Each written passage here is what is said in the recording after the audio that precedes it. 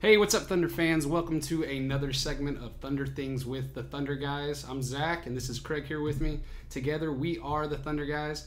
We have a lot to talk about today. A lot's happened in the last week, but before we jump in, I just want to give a huge shout out to Crossover Radio, Radio with a Purpose. Thank you so much for giving this opportunity to do a weekly segment. We're super excited to be here, so make sure that you download that Crossover Radio app. Make sure that you tune in right there. You can jump in and then hit listen to us, or you can hit watch and watch us on YouTube Live, where we are also live streaming. And also make sure you're following us on Twitter and Instagram at the Thunder Guys. We're posting all kinds of content throughout the week. We've got pre-game stuff, we've got post-game stuff. We're live tweeting every single game. We would love to just join in on the chat, join in on the conversation. We'd love to chat with other Thunder fans. So give us a follow on there, give us a like on Facebook as well, and join in on the conversation. We'd love to hear from you guys. So let's go ahead and jump in. Craig, how's it going, man? I'm barely hanging in there today with the sickness going on. Yeah, Craig's been dealing with some sore throat stuff, but powering through today. Yeah, I got my cough drops, some coffee over here. All right, so we're ready to roll. Yeah, let's do it. All right, well, we're going to jump in and just right off the bat, we want to take a quick recap over the last week. Last week, we talked about the upcoming schedule. We had finishing off the road trip with the Sacramento Kings and then the Denver Nuggets, and then we hosted the Clippers and the Mavericks. And I know we both pretty much agreed that 4-0 is obviously where we wanted to be, but 3-1 was understandable. What are you feeling right now? We went 2-2. Yeah, we talked about 2-2 would be a disappointment. It would be a letdown, and I think it was. Okay. Definitely. I expected the Denver loss in a way. I talked about how I thought maybe they would overlook that game because that's the final game of the road trip, and then you're home the next day. But I really did not see that Sacramento loss coming. That was a bad loss. Yeah, it was worst loss of the season. For sure. Would you agree? Yeah. For sure. We didn't look good. We didn't play well. Obviously, losing to one of the worst teams in the league is never good. Especially it was the third loss in a row. Ended up losing to Denver, which made 4 in a row. So it was just kind of bad all around there. Following the Denver loss, I'm going to go ahead and share this, put you on blast a little bit here, because I kind of shared your sentiment. You said, as far as being a Thunder fan, that's probably about as disappointed as you've ever been. Not so much frustrated or even panicking so early in the season, right? But still disappointed. You want to go into that at all, or? What I was sharing with Zach when we talked about that was that last year, these 4 losses in a row, rough patches were expected because of the lack of talent on the team. For sure. Being a one-man show, it was whether or not Russ was feeling it that night, or whether other guys were getting shots to fall. Right. But when you've got all of this talent on one team now, and you've seen their potential and how they can play, right, it's so disappointing and frustrating to watch them lose and just not play well. If I tallied it up right, the Big Three shot 15 out of 54 in that loss to Sacramento, and you just can't win when you're shooting that way. I'm no mathematician, but right. I know that's not good. Following the loss at Denver, that's 4 in a row. Absolutely a game that we could have won. Denver's actually been playing really well lately. Yeah. That was kind of a highlight win for them. They had a huge homestand, which I think really helped skew some wins in their favor, but that's understandable. But immediately after the loss, the team, coaches, staff had a closed-door meeting. Since then, we've won 2 games. What are your thoughts about the meeting? What do you think? I've heard some people say it can be a good thing, it can be a bad thing. I even heard the guys on 3rd and 1, they were talking about how they had heard a local radio personality say that a lot of times those situations can go ugly real fast, and punches can be thrown even. Right. As far as I can tell, that wasn't the case at all. What are your thoughts on a closed-door meeting? Like, they didn't let the media in. It was like for 30. Was this right after the game? Right after the game. So they locked the locker room yes. up, and then they had the post game. They still did post game recap right. and interview. So it was about 30 minutes long. Correct. Like I said, I didn't know about the meeting. Haven't been on Twitter much lately, I guess. No but problem. I mean, obviously, looking at the 2 games following that, I don't think it was a meeting where there was harsh feelings towards bad chemistry on the team. I think it was just more of like, what do we need to do to get this thing figured out? Because, I mean, if we're sitting here saying we know they have the potential to win these games, I mean, they definitely know that. Without a doubt.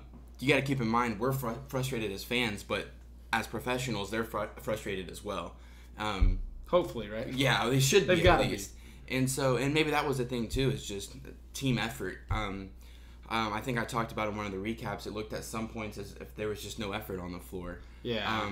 And, of course, I'm sure it's hard to keep, your head up whenever you're missing all those shots in a row and going, scoring only 16 points in one quarter against the Kings is not, it's hard to keep going, but you still have to have that effort. So maybe it was just we have an opportunity to bounce back. We can, regroup, and I think that's just kind of what that meeting was all about. Yeah, some people do not like confrontation at all, and just to put it out there, when you're dealing with professional athletes, you've got some pretty sensitive egos at times.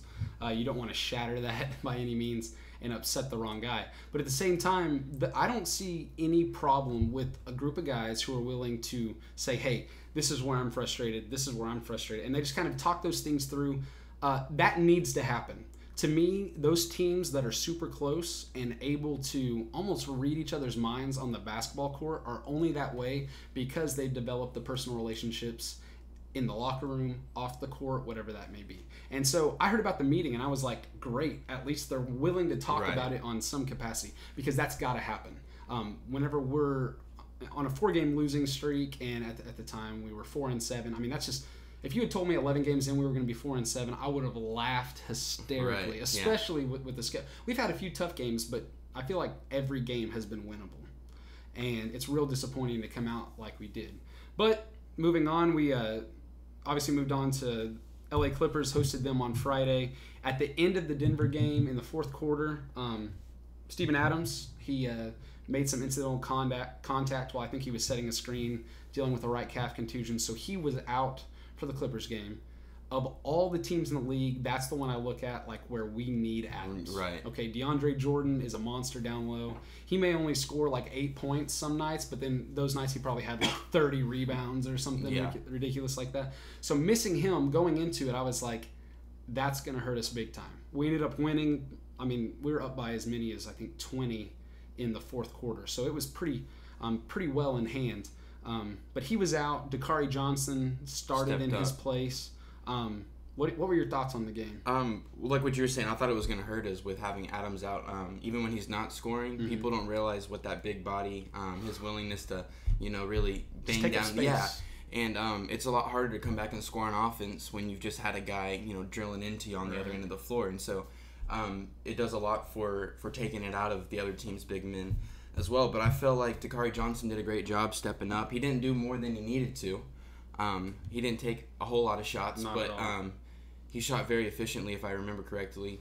And I think the biggest thing for me was whenever he hit that shot just outside of the elbow with like 2.5, 3 minutes left. Right there at the end.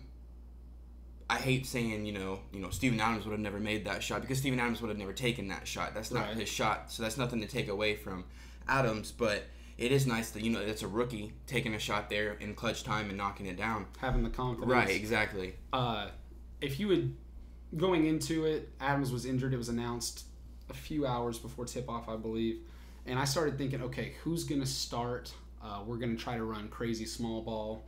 Probably Jeremy Grant, maybe Patrick Patterson. And they said Dakari Johnson. And I was just like, what? Is that really what we're resorting to a rookie just because we're afraid of size? I didn't feel good about it, okay? But then, I mean, he only played, let me see, I got his stats right here really quickly. He played, that night, I think he played 23 minutes. He's filled in the last 2 games for Adams. He's averaging 20 minutes per game, 7 points per game. Big thing against the Clippers was his plus minus was plus 26. Second highest on the team, right? That's unreal. There were stretches where the starting 5, which he played with most of the time, was just destroying the Clippers. The bench kind of let up at some times. But the fact that he went plus 26, he's matching up with DeAndre Jordan most of that time. DeAndre had, I want to say, 6 or 8 points, something like that. He had 12 rebounds, which is decent. Nothing fantastic by his standards at all. Right. But like you said, when we miss Adams, we're missing not just that he's getting stats, but he's keeping other guys from getting their stats. Dakari Johnson was able to do that. Yeah. And I'll just tell you right now, moving forward, knowing that if Adams is to get hurt again, big guys, they seem to get injured a lot easier just because they've got more body to take care of, I guess. I don't know. But knowing that we've got another bruiser that can come off the bench or even start in place of Adams if we have to have that, that's huge. Say we're on down the line, we're playing against another team with a big guy, and Adams gets into foul trouble. It's been known to happen. We don't have to resort to that small ball so desperately. We can we can rely on Dakari. Right. He has shown, to have the poise to come in as a rookie, find out, realistically, he knew probably 24 hours ahead of time, hey, there's a chance you're going to start tomorrow following the Denver game. At that point, he's the kind of guy, from what I can tell, that immediately starts preparing himself mentally.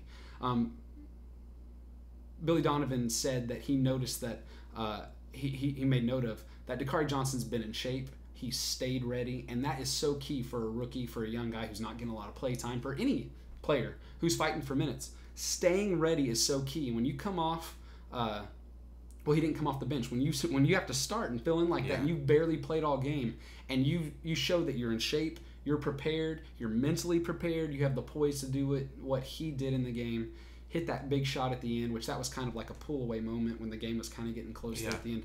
That says a lot, and you don't see that in a lot of young guys. Right, and it makes you, what you said about Billy Donovan saying that he stayed in shape, he stayed ready, it makes you wonder if while we were thinking we were going to go small, if Billy Donovan knew that whole time that he could rely on a guy like that. And just having the reassurance, seeing it happen, that you have that, like you were saying, if we ever need him to step in. And I wrote a little bit about maybe we should give him some more minutes instead of playing more small ball against certain teams. Maybe just splitting minutes between him and Adams, specifically when Adams needs a breather. Right.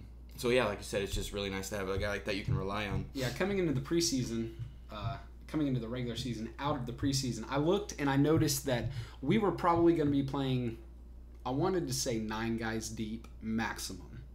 That would be our starting 5, and then I was including Alex Abrinas, Jeremy Grant, Patrick Patterson, and Raymond Felton. Since then, we've seen Josh Hustis get some play time, Terrence Ferguson get some play time, now Dakari Johnson. So I feel like we're a lot deeper than we're definitely deeper than I know national media thinks, than national fan bases think. I think we're really good. They just don't get to display it a lot of the time. And I say really good potential. They're still working out some kinks. The bench has been flashes of last season, unfortunately, at times. But I feel like there's kind of been a turning point, and we'll get into some more of that. We can't forget Paul George's 42 points against the Clippers. Let's talk about Paul George. He has exploded over the past 2 games. Okay, Clippers game. Here are the stats: 42 points. He shot 13 out of 22, almost 60% from the field. 4 of 7 from 3. That's 57%. Still pulled down 9 rebounds, dished out 7 assists, and then of course he leads the league in steals. He had 3 that night. Just went off. And then again, 2 days later against the Mavs, this last Sunday, he scored 37 points on 58% shooting from the field. Shot 7 of 12 from 3. That's what I have right here. That's okay. A lot of people think shooting 12 threes as a team for the Thunder is a bad idea because of how bad we have been, how bad we were last season. But this season they've gotten a little bit better, still kind of figuring out some of that. Nights like that are going to shoot our 3-point percentage up. We're no longer near the very bottom. We're pushing towards the middle, which is a nice trend to see because whether we like it or not, the league really is moving more and more towards the 3 ball. So there's that aspect of it. Once again, his other stats, 8 rebounds, 5 assists, 2 steals in that game. Can he maintain this level of play, or some form of it, or what? I thought he was a little bit crazy. Did you hear his post-game interview after scoring 42 about him getting stretched out differently? No. He's shouted out at the trainer. Yeah. And he said he was that was the difference. And I was thinking, maybe that's, but then seeing him do it again. Right. With 30, was it 37? Mm-hmm. Yeah. Maybe that has something to do with it. Maybe he wasn't getting loose the way he was in Indiana with the different trainers. It's weird how little things like that, and even if that's not the case, if in his mind that's the case, right, exactly, that's fine. I don't care if he eats a peanut butter and sardine sandwich before the game and he scores 60. If he thinks that's his thing that's going to give him some good mojo, go for it. Right, bad breath and everything. Whatever. I think it just came at a point where people were questioning, specifically Paul George. Where does he fit in on this team? Right. Because Russ has had his night, Melo has had his night, but we were waiting for Paul George, and I mean we definitely got it 2 nights in a row. So, talking about Melo, he had to sit out Sunday, had a sore back. I've yet to see any type of explanation of what it was. I'm just assuming. I mean, the dude's kind of getting up there in years in terms of NBA professionals. Dallas should have been an easy win. First half was rough, but it was a good win. So he sat out. There's a lot of talk going around of, do the Thunder need Melo? Should Melo come off the bench? Are they better without him? Have you heard any of that? What are your thoughts on this? I've seen people from day one not liking Melo being in Oklahoma City, so it doesn't surprise me that we get 2 wins without him, and then all of a sudden that's the talk. Well, he played Friday. Now he didn't play. He didn't take his normal amount of shots. He scored 14 points, I think it was, and so he was largely. Oh yeah, he played against the Clippers. Right. Okay. He was more of a, I don't want to say a decoy, but he was kind of he deferred the ball more. Right. So. It's tough because you can say. Looking how we play without him, you can see the argument for why we don't need him. But in the loss against Denver, I mean, with his 28 points, that was the only reason we were hanging in the game. Right. He shot 50% that night. So I think it's just going to be whether or not, when you have 3 guys that can all have the scoring talent that Russ, Paul George, and Melo have, you can't rely too heavily on one side, and right. you can't. And then obviously you can't have nights where it was like 15 out of 54 or whatever that I said earlier. Yeah. So I think it's just finding that balance. And I don't think it's Melo's fault. I don't know if it's, I don't think it's Russ's fault. I think it's just, or we're seeing more and more that it is going to take time to figure things out. So I'm not ready to say yet that we don't need Melo and that he's not. I think that's a gross overreaction. Yeah. Another thing that people may not make correlation to, the meeting. Thursday night after the game. He played completely differently Friday than he really has been. I mean, I think what it comes down to is on any given night, any of those guys can go off. Right. And they can't all go into it with this mindset of, well, I'm going to try to get mine tonight and we'll see where we're at. They need to go into it thinking, let's share the ball. Whoever's got the best shot, take the good shots. And if somebody gets rolling, we got to feed that guy. Yeah. And I think that's kind of what happened with Paul George. Melo recognized on Friday, this dude's hot, let's feed him. Sunday night, Russ was driving to the basket like we had not seen all season long. Shot 12 for 13 from the free throw line. Which is big for him, confidence-wise and everything. The past 2 games, he's missed only, I think, 2 or 3 free throws total, and he shot over 20. His percentage is going up quickly, which is very good. Yeah. Because he was not looking good. But it's not just his percentage is going up, his volume's going up. And I don't think it's necessarily that he's getting calls like he was, and I think there is an aspect of that. He was not getting some of those calls in some of those earlier games. But he's driving more and creating that solid contact to where he's getting to the free throw line. And in the process, you've got a shooter like Paul George. He's out around the perimeter wide open. And because you have to sink in and help with Russ. Exactly. You have to. Otherwise, he's going to destroy whoever he's got. And in the process, that leaves Paul George and whoever else is out there that's able to shoot wide open. Paul George goes 7 for 12 from 3 on Sunday. And obviously, I don't think that's going to be a consistent thing. You can't honestly expect a guy to shoot 12 threes a game. Yeah. And to make over half. Yeah. But I mean, if we get any type of consistency there, I'm thinking let PG shoot 6, 7, 8 threes a game. If he's going to be wide open, I don't care if he shoots 12 a night. I don't think that's going to happen because somebody's going to have to figure out a way to stop him. But then what do? You feed the next guy. Whoever's open, they need to, and I'm speaking metaphorically here, if they're going off, they need to eat.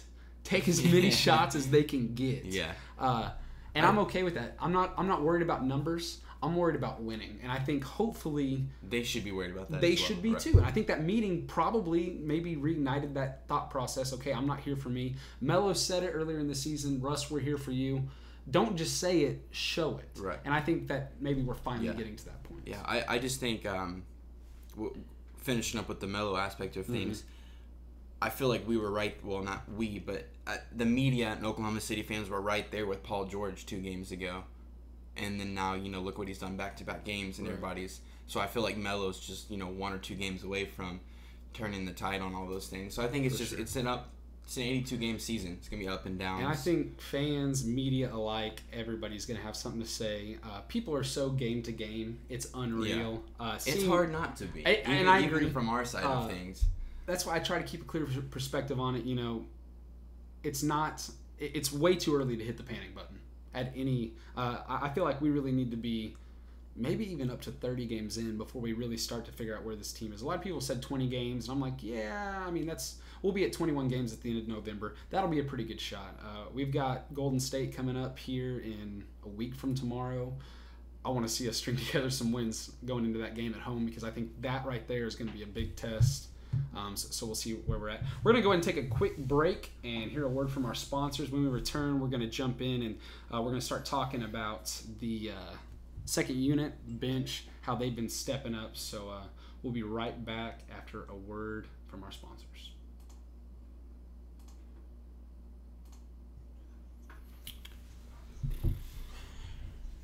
If you're watching it live on YouTube right now, we've actually got our ads playing on our radio stream. So I'm just going to hang out for just a few minutes, chat with you guys. If you want to jump in on the conversation, feel free to hit us up on Twitter at the Thunder Guys. We'd love to hear from you guys. Any questions, comments that you have, anything like that. We'd love to hear from everybody. Jump in, chat with us. Tell us if you think we're right or wrong, obviously. That kind of thing. So mainly when we're right. Yeah. Please tell us if you agree with us. We need to we need to hear some encouraging words. So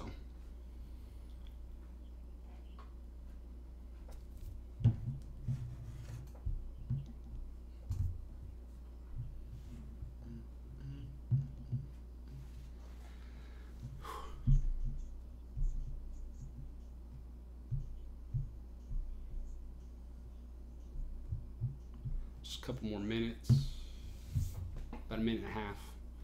We'll be done with our sponsors. We'll be right back.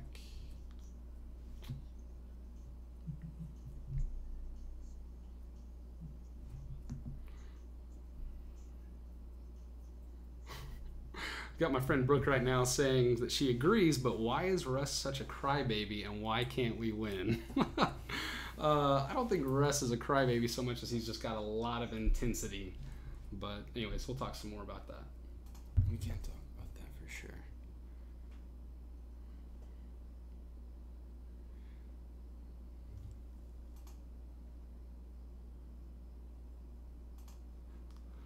All right, welcome back to Thunder Things with the Thunder Guys. We got Zach and Craig here talking Thunder basketball. We're going to jump right back in. We've got a lot to talk about, and we're already almost halfway through our show, man. So I want to talk about the second unit, talk about our bench.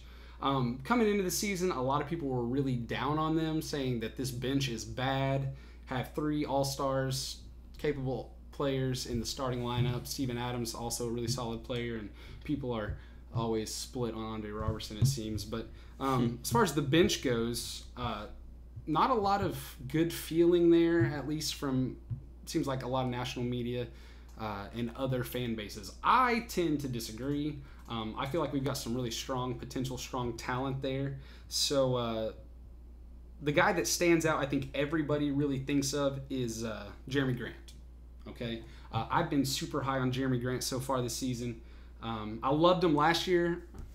Arguably one of the most athletic guys in the NBA. When the dude jumps, I wonder when he's coming down. Right. It's insane. Just a few numbers here with him. He's averaging 24 minutes right now per game, which is actually the 5th most, just a little over Andre Robertson. And he's scored in double digits in 5 of the last 7 games. So he's really picked up some steam as the season's got rolling. So what about him really stands out to you? When I think of Jeremy Grant, I think of a playmaker off the bench. He doesn't just come in and contribute like you're saying, but he makes big-time plays that influence the game. It swings momentum in favor of the Thunder. We gonna get into talks about him starting yet, or are we gonna wait on that? Let's wait on that for just a second. Okay. For me, just a couple quick notes about him. one thing I've noticed is how his game has progressed. Last year, he was a dude that could swat the mess out of shots, and he could dunk it like nobody's business. This year, I have seen him catch the ball outside the perimeter and put it on the floor, make a move, and make his way to the basket. Last year, he looked like a 4-year-old me trying to dribble a basketball sometimes. It was not good. I don't know what, like, if something clicked in his brain and his coordination is just so much better, but his dribbling skills really seem like they've improved, and he is a legitimate threat. His three-point shot's not quite been what he would like it to be. He's taken a kind of a higher volume. Some of those have been good shots, some of them, not so much. He's kind of a mediocre three-point shooter, I guess. He's not afraid to pull the trigger, though. He's not afraid. Yeah. He's also not afraid of anybody going to the basket. He will literally try to dunk on anybody. Anyone, yeah. And I don't know if you how much of the game you were able to catch on Sunday against the Mavs, but he took some shots, like just physical. Dirk Nowitzki, he got called for a flagrant, which honestly I thought it was kind of a weak flagrant. By the book, it technically was. It was a hit to the face, but it was just one of those incidental contacts. I'm not going to go, what's his name, Van Gundy on every single flagrant call and lose my mind and say, this is ridiculous. But I did think it was a pretty bad call. He also took another shot. I can't remember what it was. Real physical play. But anyways, he's a tough dude. Now, I mentioned this to you earlier before we got started, but the guys, Dustin and Evan over at 3rd and 1, by the way, I want to give them a shout out. You need to check out their show on Monday and Friday mornings. They go on at 7 a.m. right here at Crossover Radio, Radio with a Purpose. They talk NBA basketball. They talk specifically the Thunder, obviously. They talk college football, NFL, and they're year-round, so they talk all sports at any given moment, and they're very knowledgeable on a lot of sports. You should have heard their MLB talk just throughout the summer. I'm not a real big baseball guy, so but they're very well informed. You need to check them out Mondays and Fridays at 7 a.m. So, anyways, yesterday morning they were talking about. I think it was Dustin brought up the point that he thought maybe Jeremy Grant should be starting in place of Andre Robertson. And as soon as I heard that, I thought of you, because that kind of sounds like a sentiment that you might agree with. I know you and we actually got into a pretty heated argument the other night about Andre Robertson. So, what do you think? And try not to be emotional here. Be level-headed in terms of like what you see and why. Because I'm not like so against that. Like I see there would be benefits, and I'm going to disagree. But anyways, I'll let you go ahead and share. The first thing that comes to mind is the defensive aspect of it, obviously, because when you look at Andre Robertson, that's what you think of. I feel like starting, if you were to start Jeremy Grant, you would be losing a lot of defense on the perimeter, stretching out the floor. But I don't think you lose anything around the rim. If anything, Jeremy Grant is the better rim protector out of the two. Scoring, I mean, what is it? It's only like 3 or 4 more points per game, but that's been on the rise as far as... Yeah, I'd say scoring potential is definitely in Jeremy Grant's favor. So he's much more fluid with the ball. Right, yeah. Fluid's not a word I would use for Andre Robertson. I think if you're going to start Jeremy Grant, I think you need to be very careful with... maybe it could be like a back and forth. You don't want to throw guys out of rhythm with bringing them off the bench, starting. But when we're playing LeBron James, I mean, obviously you don't really want Jeremy Grant guarding LeBron for the whole game at least. So maybe there should be certain games where Robertson has more minutes and more games where or some games where Jeremy Grant has the more minutes. But that's for me. That's the only thing I can think of is that if you were to start Jeremy Grant, you would need to be careful on the defensive side of things. So you're not necessarily all in on starting him, but maybe him getting more minutes. Exactly, and which he is getting more minutes. That's fair. He is at the moment. Yeah, that's actually a really fair point. I feel like if you take Dre out of the starting lineup and insert him into the bench, that's going to mess up his rhythm. And a lot of people say, well, what rhythm? Like, he doesn't have any. And I get he is not a sharpshooter from anywhere on the floor. One thing that I tend to watch him because I've been such an advocate for him over the past couple years. I was such a hater. His first couple seasons, I didn't understand what Presti saw in him, why he was starting. But then in the playoffs, just a couple years ago, he had some shutdown games and just really proved his worth, not just in a game overall, but in a few plays. I specifically remember he would have a block at the end of a game that won the game, that type of thing. Those clutch plays that not just any player can make. Right, and they were happening consistently throughout the playoffs. And it was just seeing that, and he's still young. That's what really encouraged me about him, and I just kind of turned the tide on him, I guess. I want to see him do well, and I know you do too. Thunder fans want to see him do well. But I get he's not the shooter that we could really use. But one thing I have noticed about him lately is his consistency around the rim. Not so much in... I know you give him a hard time about finishing layups. He struggles with that sometimes. I think our definition of wide open is a little bit different. But anyways, I digress. But he has had several putback baskets that have been... Because, like we talked about, he gets forgotten about by opposing defenses because he's not a threat. Right. But because of that kind of allows him to roam. If he can get caught in those backdoor cuts and go to the rim, if he can catch some of those rebounds and immediately put it back in, easy buckets. And that's kind of where his scoring has come from, and I think that's where he can really flourish. And the thing is, with the starting lineup, I don't think... I mean, he is like not even the fifth option out of the five guys. Right. He's like even distant, more distant than that, if that even makes sense. Well, that's the downside of it, is we're basically 4-on-5. Well, I don't feel like it's 4-on-5 though so much. I don't care who you put in there. I feel like that guy is going to be a distant fifth. Just because Russ, PG, and Melo, those are the scorers. Adams, if we can run some pick and roll and get him in the paint. Anybody else, I feel like the only other scenario I could see is if we had like an Alex Abrinas type, put him in the corner and just feed him for threes. But then we suffer on the defensive end. So I don't know. I mean, I don't think he necessarily needs to be playing 30-plus minutes a game unless it's one of those intense defensive battles where we need his defense. I'm totally okay with Jeremy Grant because he really has become a leader off the bench, which is crazy because he's so young. But he really has performed well. Let me ask you a question. Yeah. When you look at Jeremy Grant's already averaging more minutes, and the minutes that Andre Robertson are in there, we can agree that those are defensive minutes. Would Andre Robertson have more confidence coming off the bench playing with the second unit, knowing when he's with, like you're saying, he doesn't have to score. He knows he's not going to score. Right. When I played basketball, if I had 3 or 4 scores around me, I was like, okay, I'm not out here to score right now. But if I was playing with the second, when I was playing with the bench, I was like, okay, the scoring's up to me now. Right. Maybe would he take a little more ownership of that role, saying my defense is still counting and I'm still playing, meaningful minutes, right. But now I have the option to score it if I need to. I mean, that's a possibility. I've seen him play some solid minutes with the second team, but at the same time, he's not a primary scorer. Right. That's not going to be his role, and I really don't want that to be his role with a second team, I guess. You could also argue that it would take away from Jeremy Grant's offense to put him with and that's kind of my thing. I feel like he brings that spark off the bench. If you watch the starters, if you watch especially Russ, he's like one of the biggest cheerleaders for his teammates that there is in the league. Whenever Jeremy Grant has one of those monstrous dunks, Russ is up off the bench just losing his mind. And I feel like that, keeping the bench rolling is so important. So let's move on and talk about some more of these guys. Raymond Felton, he has been a welcome addition. We talked about this last week. I kind of made jokes about him. I still call him Cheeseburger Eddie. He's my dude.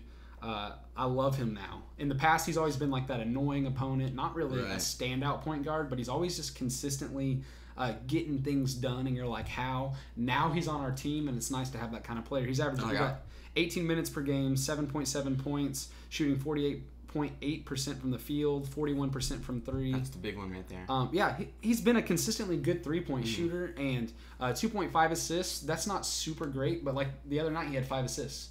So for him to he's not even playing 20 minutes per game, but he's putting up some solid. You can rely on him to come in, handle the ball well. He takes care of it fairly well, and he can knock down some shots if you need him to. I feel like because he's a little older, he's been in the league a while. It's almost like people just forget about him sometimes, and he's wide open, and he's been pretty consistent knocking down some of those shots. I think that's the advantage of having a veteran backup point guard. Right. In years past when we've had rookies, young guys. They've got tons of potential and they know how to play the game, but the game is still at that stage of their career moving so fast. Right. When you got a guy like Raymond Felton who's been doing it for years. Everything's slow for him, right?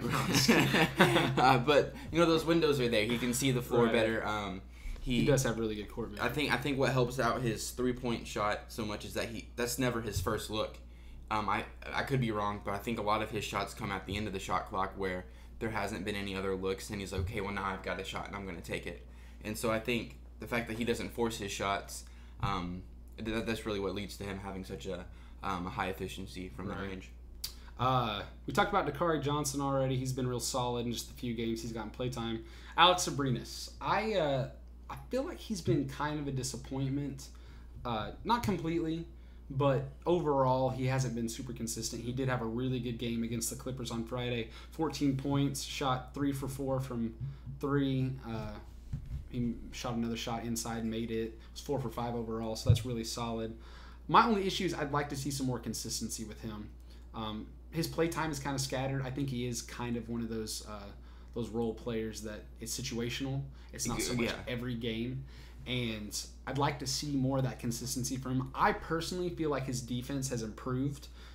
And I know, I don't even really know what this means when I said it, but when I said it, somebody agreed with me. It's almost like because he plays that Euro style of basketball that he doesn't benefit from calls. Right. And I feel like there are a lot of times where he's in good position on defense, ready to take a charge, and he gets called for a block.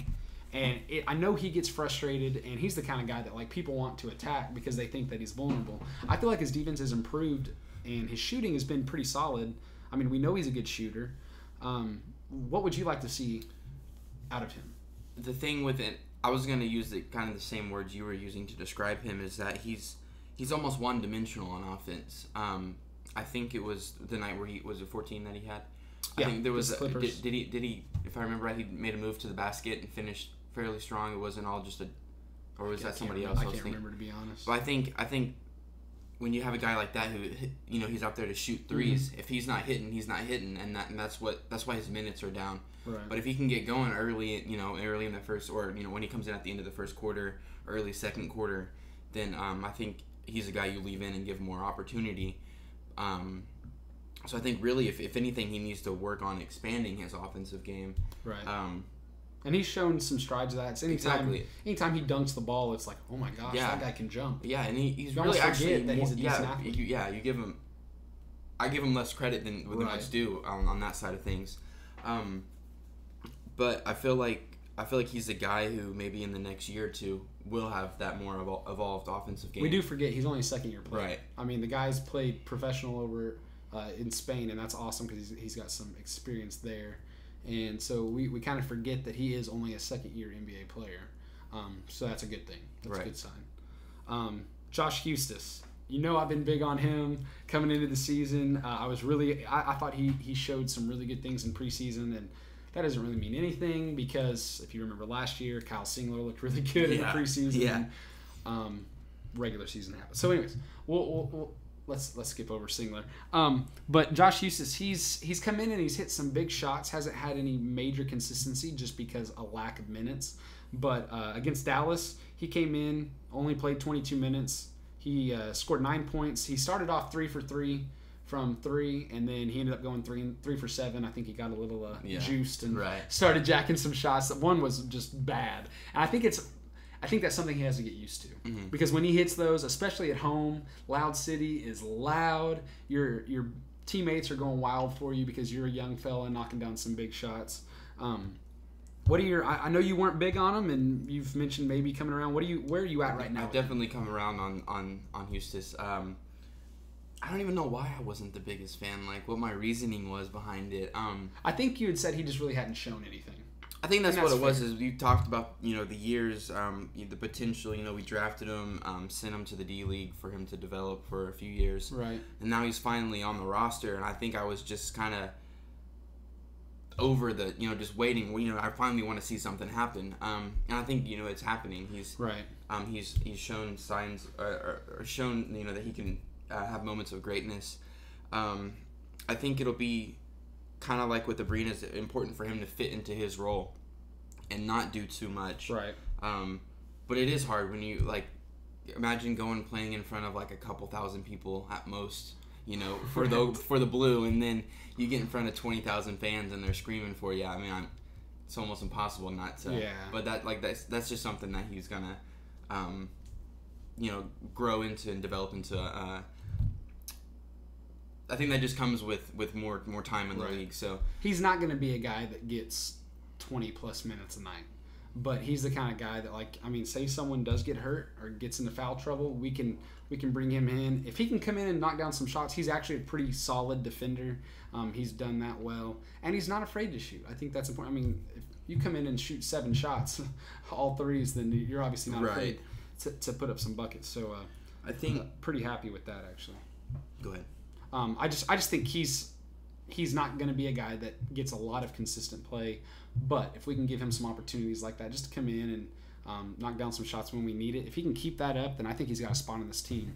So I agree with you. I think when you specifically talking about all of these guys, when you look at teams who win championships, they've got role players who don't do too much, and they're just kind of annoying almost. Like the name that comes to mind the most is Sean Livingston. Yes. Like he's not great. I don't even really want to say that he's good. Right. But he has been a thunder killer at times. Yeah, and so like I said, they have those guys who can step up, and sometimes that's the difference in games is those guys coming in if it's only 5 to 7 points. You need a guy to break out every once in a while, and exactly. Whenever it's not happening with your main guys and somebody can come in and just add that little extra, that's what we need. Right, and that's what I'd like to see out of these guys. Yeah, and I think we've got some of that, potential ahead.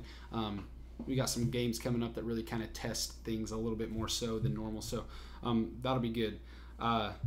Let's break time. Yeah, let's go ahead and take a quick break and go to our sponsors. When we come back, we're going to jump into some quick conversation about the Thunder guys' power rankings for the week, kind of where we think the NBA stands, and then if we got time, we're going to get into some of our preseason award predictions that we made and kind of see where we think those are right now. So anyways, we'll be right back. You've been listening here on Crossover Radio with a Purpose, watching with us on YouTube Live. We appreciate it. We'll be right back with a word from our sponsors.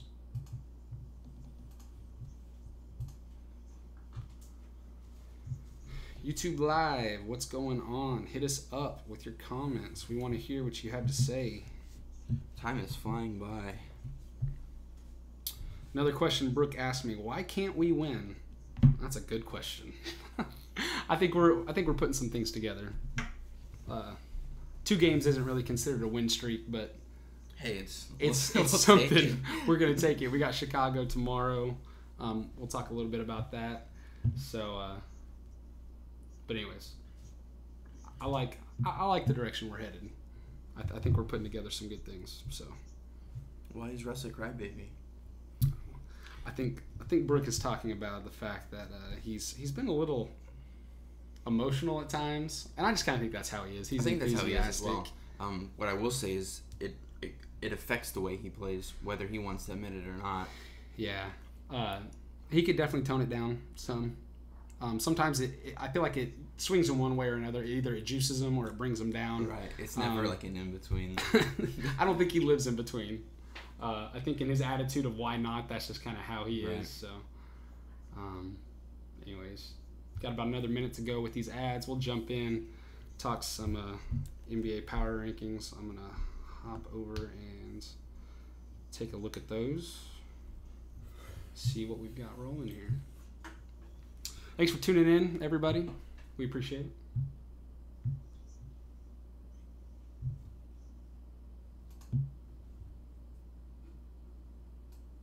Go over these rankings pretty quick. We're going to go over these rankings quickly.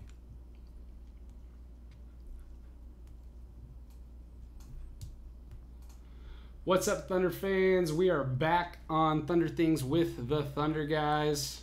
Brooke just texted me. She said she agrees with you, Craig. So there's that. Anyways, let's take a look at our power rankings here for the week. Every Monday we put out our top 10, our 3 teams to watch, and our bottom 5. So you should check those out. We post those every week on Twitter. Once again, at the Thunder Guys. We post those on Facebook. Give us a like over there so you don't miss anything. I'm taking a look at these, and it looks like our top 5, 6 teams are all the same, and I don't think we've got them in the identical spot. Do we? Are they identical? Did you copy me? No, they are in the spot. Okay, I'm going to read these off for you guys. We've got Boston Celtics at number 1, Houston Rockets at 2, Golden State at 3, Detroit Pistons at 4, San Antonio Spurs at 5, and the Denver Nuggets at 6. Oh, and then we've got Orlando Magic at 7. We both have that. We finally changed on 8 through 10. So 1 through 7, we're just going to run through these real quick. Tell me a little bit. What do you think, Craig? How's the NBA looking? I know it's kind of been a crazy season so far. What are you thinking? I think it's going to be a season where you maybe have 1 or 2 teams, 3, 4, possibly like top 2 from each conference pulling away. But then I think everybody else behind that is going to be fairly close. I don't think there's going to be much difference in record.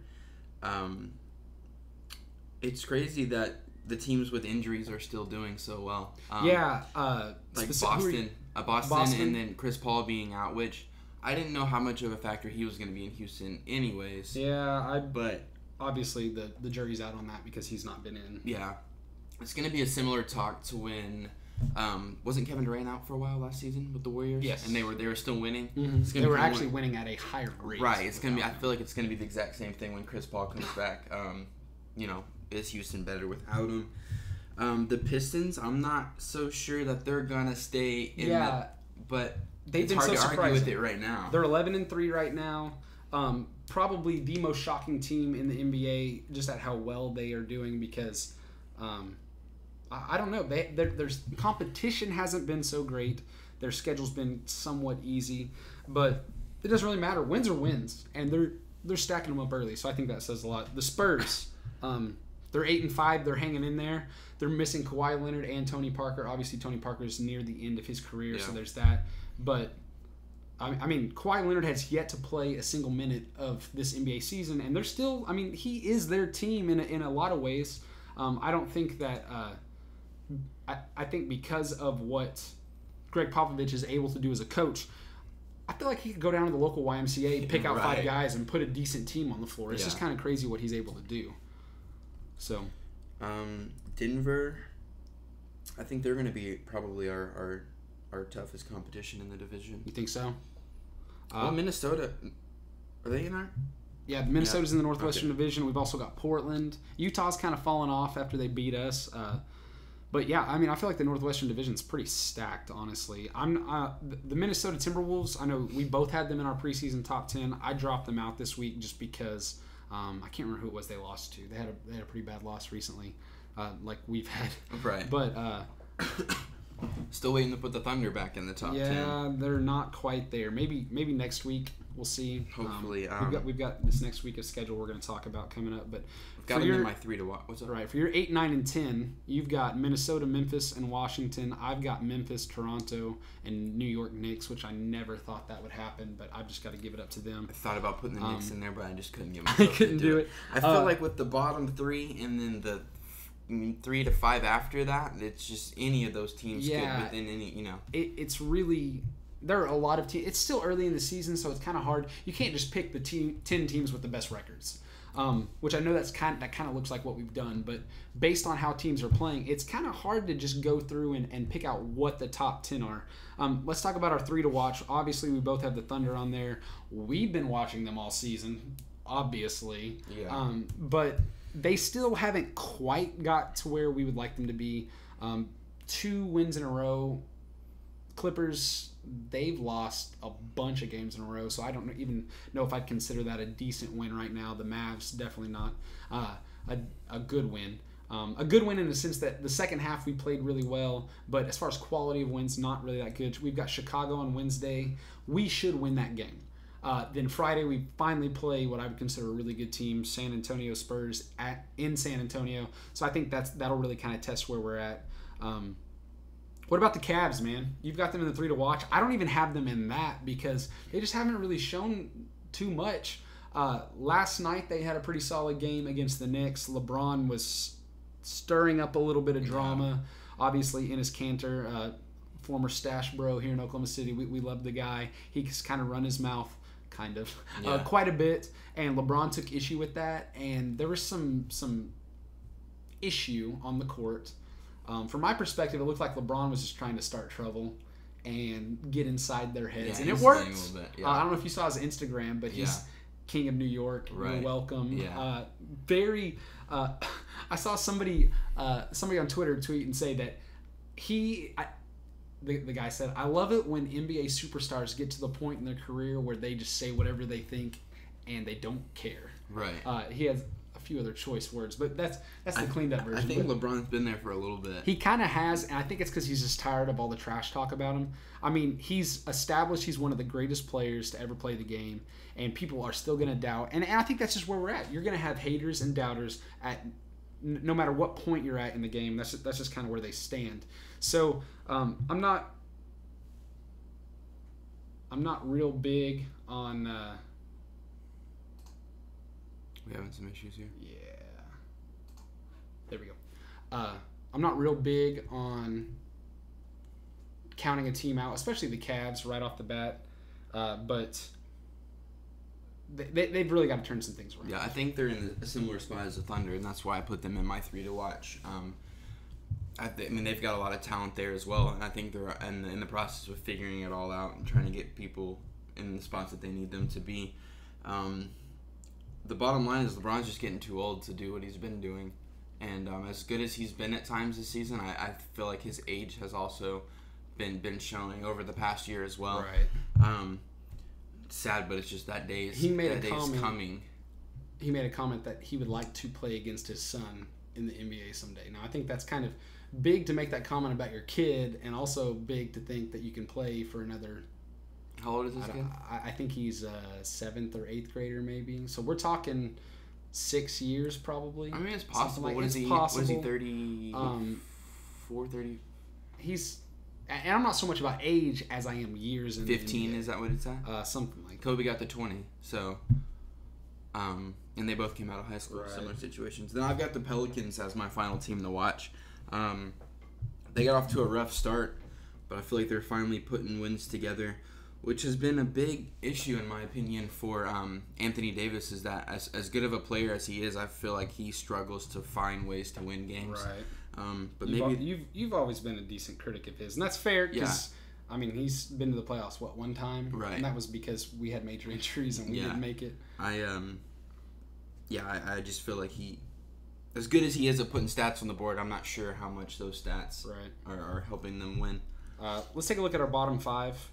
We're pretty consistent there. We've got different order, but same teams. Dallas Mavericks, Atlanta Hawks, Chicago Bulls, Sacramento Kings, and the Phoenix Suns. Not a whole lot of winning going on there. A lot of ugly. Yeah. I kind of feel like the only team that has any chance out of those of coming out with any type of decent showing the rest of the season will be the Suns. I agree with just you. because they finally started to develop some chemistry. I know they had the drama with Eric Bledsoe, and Eric Bledsoe's a great guy. He's a great player, but I think he made it clear he wanted out, and the organization said no. And here's my thing: you can't just demand and expect for your need to be met, for your desire to be met. But at the same time, if a guy doesn't want to be playing for you, like has made that so publicly obvious, you got to move him. Right. You got to do something, because what happens? They waited. This whole tweet thing happened. He said something along the lines of, "I'm not happy here. I don't want to be here." He was talking about he was at the salon. Like nobody buys that. Now he's in Milwaukee, which is an ideal situation. He gets to play with the Greek Freak. They're winning. He's going to be happy about that. The Suns kind of rolled off a few wins before they started losing again, but I don't know. They're young. Maybe this losing will be good for them, kind of develop some character. Yeah. I don't know, because they kind of seem like they've got some attitude, some cockiness to them. Devin Booker's kind of been that guy. Obviously, he's a baller, but at the same time, it's kind of like, take a seat, young fella. You need to earn some stuff before you start mouthing off like you have. I like him. I like his style of play. I just think he might need to grow up a little bit, which, I mean, that happens.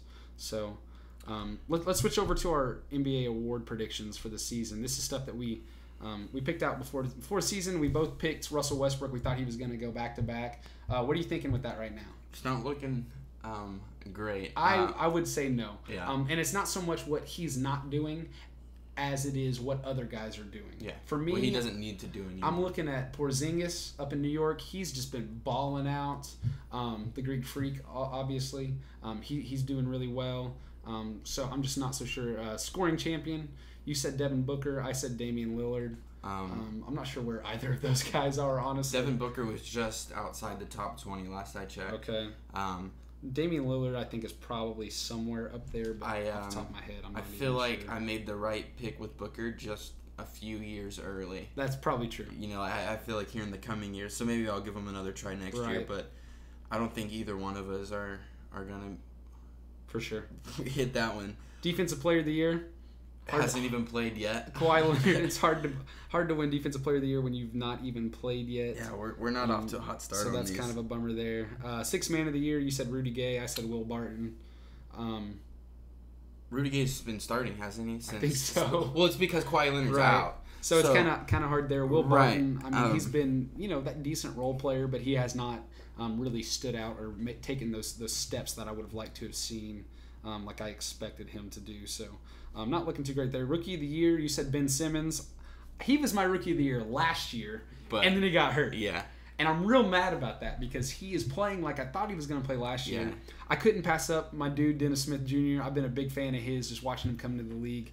I took issue with his comment on Sunday about how Russ gets those calls. And anyways, that's neither here nor there. But anyways, I still think he might have a chance there. I don't know. Ben Simmons, though, he's looking pretty solid there. Coach of the Year, you said Scott Brooks with Washington. That's looking kind of rough. Washington's not played well. Billy Donovan. So is your Mine's probably looking worse. Yeah. Because he's doing less with more rather than last season where I felt like the Thunder overperformed. They are definitely underperformed. For Executive of the Year, we both went Sam Presti. I don't know if there's any argument there. I feel like they have to put something together. It has to work for it, but it's gonna work. We're gonna rally off some wins for sure. NBA Finals matchup. You said the Warriors versus the Cavs. How do you feel about that? Feel good about the Warriors side of things. Okay. The Cavs. Here's the thing. The Cavs. I mean, I feel like the last 2-3 years it's been all drama. Well, really since LeBron went back to Cleveland, it's like the drama just showed up there. Maybe that's just wherever LeBron goes, drama goes. But they'll figure it out. It's LeBron. He's, even with age, still the best player in the league all around. And so I'm feeling pretty okay about my pick there. I went a little homer here. Oklahoma City Thunder versus the Celtics, which, depending upon how teams end up going, I don't know. It could happen. I'm going to hope for it. You picked the Warriors to win it all. I picked the Thunder. I know I went super homer on the pick, but hey, that's fine with me. Hey, one of us has to, right? Yeah, exactly. I feel like I could justify it. So, anyways, so there's our preseason award predictions. Not looking so hot. We don't claim to be experts. We do claim to be big fans. So I don't think we did well last year either. I don't think so. We try to do our homework, and I think a lot of it comes down to who gets lucky and who doesn't. Right. So we're not getting paid, so what's it matter, right? Let's take a look at. We've got just a few minutes left here. Let's take a look at our week ahead. We've got the Chicago Bulls tomorrow at home, Spurs in San Antonio on Friday, and then we've got the Pelicans in New Orleans. 3 games. What do you want? What do you expect? Chicago doesn't have to be, but needs to be a big win. It needs to be a good win. We've already had the biggest win of the season against the Bulls. Right. So it'd be cool to match that again. The Spurs is always a tough game when you're playing the Spurs. Right. They're 6-2 at home. It's in San Antonio, even though they've had the injuries, they're still playing well. So I think we're capable there. I'm not worried offensively. I'm not worried defensively in that game. Offensively, we are going to have to continue what we've been building on over the last 2 games. New Orleans, they've been playing well lately. They have been playing well. But they're 8-6 overall, 3-3 at home, so that's not that impressive. It'd be nice to get a win there, obviously. Hopefully Steven Adams gets better here pretty quickly, that we can have him back because DeMarcus Cousins, Anthony Davis always kills us. Yeah. So we've got to shut him down. Yep. I'm gonna be optimistic because I need this team to get some wins. For me. So I'm gonna say 3-0 on the week. Okay. I could see us going 2-1, losing that game against the Spurs. The biggest thing for this team, I think, is just playing they play to the level of their opponent. Yeah, and it's always been that way, and I don't know why. Any team you look at, we're only seeing it from the Thunder side of things, but. I mean, if we play the way we can play, we should be 3-0, 2-1 at the end of this stretch, which would put us above 500, and That would be. So yeah, that would be awesome, right? Yeah.